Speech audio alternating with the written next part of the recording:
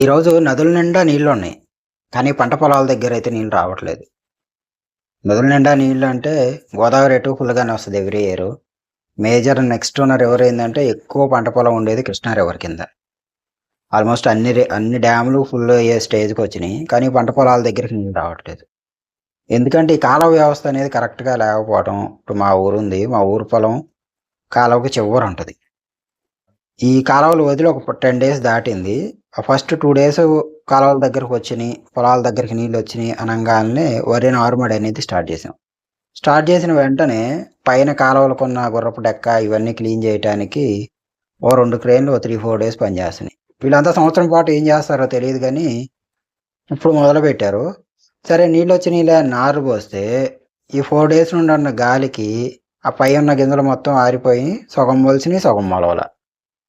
ఇప్పుడు వాటి కోసం మళ్ళీ నారు పోయాలి. ఇంకో 2 డేస్‌లో వాటరొస్తాయి అంటున్నారు. సగమాన మొక్క మొలుస్తది. సగం మొలవదు. మళ్ళీ నారు పోయాలి. సరే మళ్ళీ నారు పోసిన తర్వాత ముందుదేమో ఒక స్టేజ్ అవుతది. వెనకదేమో ఇంకో స్టేజ్ అవుతది. ఈ పైదెలా ఉంటే కాలువ పైనున్నోళ్ళయి మొత్తం ఫుల్ అయిపోయి మునిగిపోతా ఉంటాయి. బాబు మాకు వాటర్ ఎక్కువైపోతున్నాయి కట్టేయండి అని పైన వాళ్ళు కట్టేపిస్తారు. కిందకేమో ఇంజిన్‌కి కూడా నీళ్ళు అందకుండా పాడైపోయే పరిస్థితి వస్తది.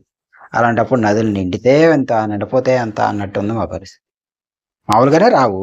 నదులు నిండితే కొంచెం వస్తాయి ఇంజిన్‌లకి అనుకుంటే, అయి వచ్చే టైంకి మా పైన మునిగిపోతున్నాయని పైనోళ్ళు కిందకి రానీయరు.